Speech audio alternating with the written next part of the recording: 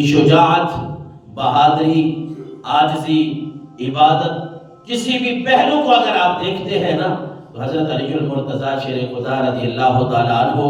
آپ کو کامل انسان اور کامل ہستی نظر آتے ہیں۔ وہ مدینہ منورہ میں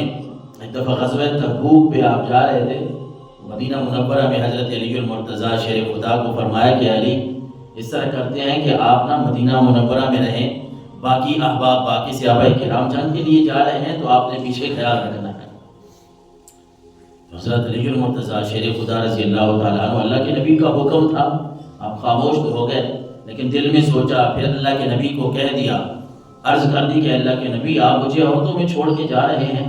میں بیویوں میں اور بچوں میں رہوں گا، میں جنگ کے لیے نہیں جاؤں گا، کیونکہ آپ کی شجاعت اتنی ہے، آپ کی بہادری اتنی ہے، آپ کی شجاعت اور بہادری کا یہ عالم ہے کہ جب بڑے بڑے پہلوان، وہ جنگ خیبر کا موقع ہو، وہ جنگ خندق کا موقع ہو، وہ پہلوان جس کا مرحب نام تھا اور وہ اپنے آپ کو بڑا پہلوان سمجھتا تھا، آقا کریم علیہ السلام کے سامنے جو وہ آیا نا خیبر کے موقع پہ، اور اس نے کہا تھا کہ ہے مجھ سے کوئی لڑنے والا، میرا مقابلہ کرنے والا، تو حضرت علی المرتضیٰ شیر خدا نے ہی اس کے مقابلے کے لیے تیاری پکڑی۔ وہ کہہ رہا تھا، تانے مار رہا تھا، آپ صلی اللہ علیہ وسلم نے فرمایا علی آپ بیٹھ جائیں، آپ نے نہیں جانا۔ وہ کہہ رہا تھا کدھر ہے وہ تمہاری جنت جس کے تذکرے کرتے ہو کہ جب شہید ہوگے تو سیدھا اس جنت میں جاؤ گے۔ حضرت علی المرتضیٰ نے پھر اللہ کے نبی کے سامنے یہ درخواست کی کہ اللہ کے نبی مجھے اجازت دے، میں نے اس کا سر قلم کرنا ہے۔ اور پھر اللہ کے نبی نے جب تیسری مرتبہ اجازت دی تو یہ حضرت علی المرتضیٰ شیر خدا رضی اللہ تعالیٰ عنہ کی شجاعت اور بہادری تھی کہ وہ پہلوان جس سے درجنوں لوگ ڈرتے تھے کہ اس کا درجنوں مقابلہ نہیں کر سکتے، اللہ کے نبی کے یہ غلام گئے ہیں اس مرحب کو قتل کر کے واپس آئے ہیں۔ شجاعت اور بہادری جس کی اتنی ہو،